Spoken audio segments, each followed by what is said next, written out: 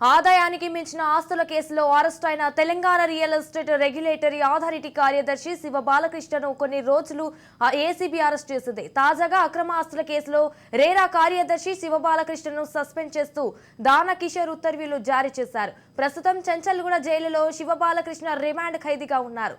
అసలు శివ బాలకృష్ణను అధికారులు ఎప్పుడు అరెస్ట్ చేశారు, ఏం జరిగింది అనేది ఒకసారి చూస్తే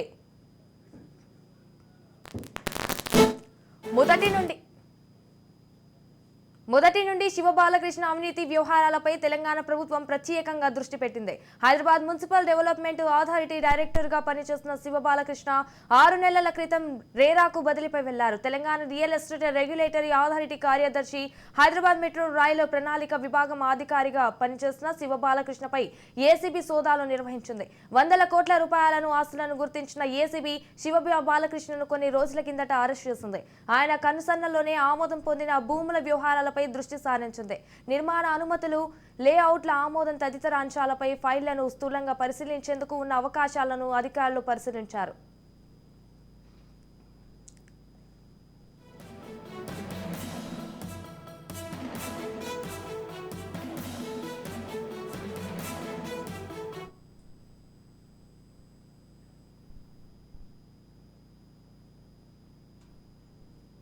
గత వారం ఏసీబీ దాడుల్లో బాలకృష్ణకు సంబంధించి ఏకంగా 100 కోట్లకు పైగా ఆదాయానికి మించిన ఆస్తులు గుర్తించారు.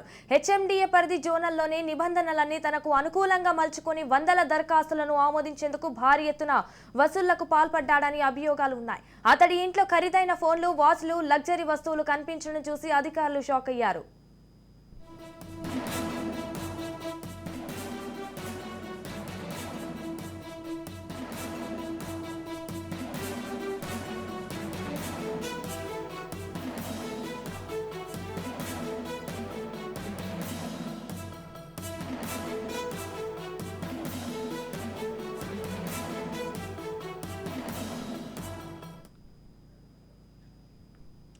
Telangana real estate regulatory authority director Shiva Balakrishna HMDA director గా ఉన్న సమయంలో తన కార్యాలయాన్ని అక్రమాలకు అడ్డగా మార్చుకున్నట్లు ఆరోపణలు వచ్చాయి.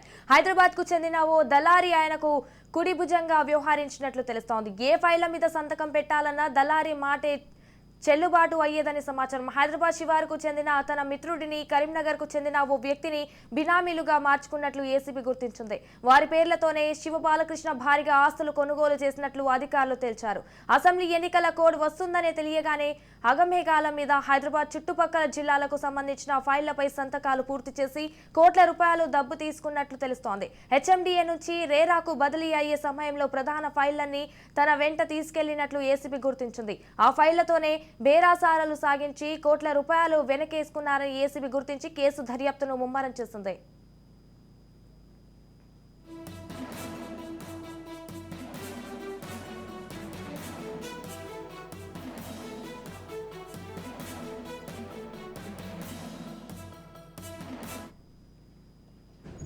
మరోవైపు తాజాగా రేరా సెక్రటరీ శివ బాలకృష్ణ బాధితులు ఏసీబీని ఆశ్రయించారు.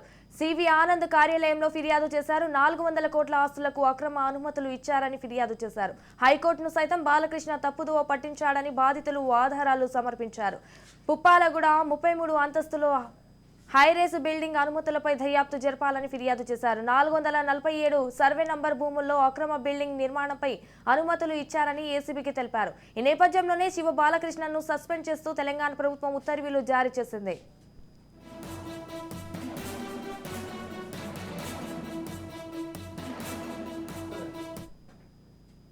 రైట్గా దీనిపై పూర్తి సమాచారం మా క్రైమ్ బ్యూరో చీఫ్ ఇన్నారెడ్డి ఫోన్లో అందిస్తారు. చెప్పండి ఇన్నారెడ్డి, దీనికి సంబంధించిన అప్డేట్స్ ఏంటి?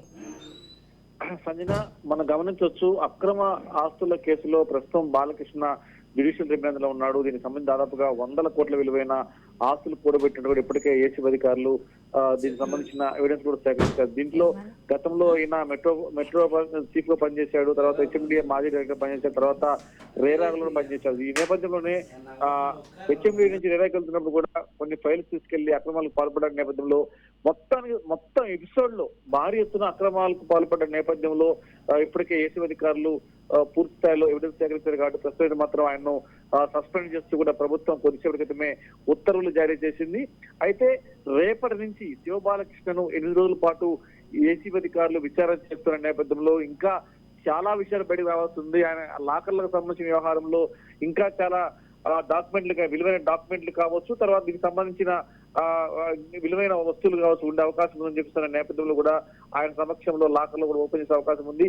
ఇదే కాకుండా ఈయన అనుమతి ఇచ్చినటువంటి ల్యాండ్లు, పెద్ద పెద్ద రియల్ ఎస్టేట్ కంపెనీకి సంబంధించిన ల్యాండ్లను అక్రమంగా నిర్మించిన విల్లాలకు ఈయన అనుమతిచ్చాడు. విల్లాల నేపథ్యంలో అనుమతించిన అక్రమ విల్లాలకు సంబంధించి కూడా ఈయన లంచంగా విల్లాలనే తీసుకున్నాడని చెప్పని కూడా ఇప్పటికే ఏసీబీ అధికారులు గుర్తించిన నేపథ్యంలో మొత్తంగా 3 విషయాల్లో అక్రమంగా లేఅవుట్లకు అనుమతులు ఇచ్చిన కంపెనీలు, ఆ కంపెనీలు ఎంత మేరకు వీళ్ళకు లంచాలు ఇచ్చారు, బాలకృష్ణకు ఎంతో పనికి ఎంతమందికి లంచాలు అనేవి ట్రాన్స్ఫర్ అయిపోయిన ఒక విషయం మీద, ఇదే కాకుండా ఈయనకు సహకరించిన అధికారులు ఎవరుతున్నారో దీనికి సంబంధించి ఈయన శివబాలకృష్ణ అంటే ఆయన సంబంధం లేని డిపార్ట్మెంట్ తో కూడా ఆయన అవినీతికి పాల్పడేలా చేశాడు. తర్వాత ఈయన ఇచ్చిన డబ్బులు ప్రలోభాలకు లోబడి చాలా మంది కూడా అధికారులు ఆయనకు సపోర్ట్ చేశారని చెప్పని అధికారులు గుర్తించే పనిలో పడ్డారు. ఇదే కాకుండా ప్రధానంగా మనం గమనించాల్సిన ఒకటే సంజన, డిఆర్ఎస్ గవర్నమెంట్ లో ఎవరైతే సహకరించారో ఈయన మీద విజిలెన్స్ కి, ఏసీబీకి కంప్లైంట్ వెళ్ళినా కూడా ఈయన మీద ఎలాంటి చర్యలు తీసుకోకుండా అడ్డుపడ్డ రాజకీయ నాయకులు ఎవరైతే ఉన్నారో వాళ్ళ మీద కూడా నిఘా పెట్టి వాళ్ళ ఎంత మేరకు ఈయన దగ్గర నుంచి డబ్బులు వెళ్ళాయి, తర్వాత ఎలాంటి రికమెండేషన్ తోటి ఎవరెవరికి ఏ రకంగా ఈయన సపోర్ట్ చేశారన్న అన్ని అంశాల ఆధారంగా రేపటి నుంచి జరగబోయే పోలీసు రిమాండ్ లో అనేకమైన విషయాలు కూడా వెళ్లుకొచ్చే అవకాశం కనిపిస్తా ఉంది. దాదాపు ఈ 8 రోజుల పాటు సాగే పోలీసు కస్టడీ విచారణలో మాత్రం చాలా విషయాలు రాజకీయ నాయకులు, పెద్ద పెద్ద రియల్ ఎస్టేట్ కంపెనీలు, అలాగే ప్రభుత్వ అధికారుల మీద ఫోకస్ పెట్టి విషయాలు జరపడానికి సిద్ధమైనట్టు తెలుస్తా ఉంది. రేపు ఉదయం నుంచి కూడా ఈ బాలకృష్ణను పోలీస్ కస్టడీలు విచారిస్తే చాలా విషయాలు బయటకు అవకాశం కనిపిస్తా ఉంది Sanjana. Right, thank you for the updates Inna Reddy.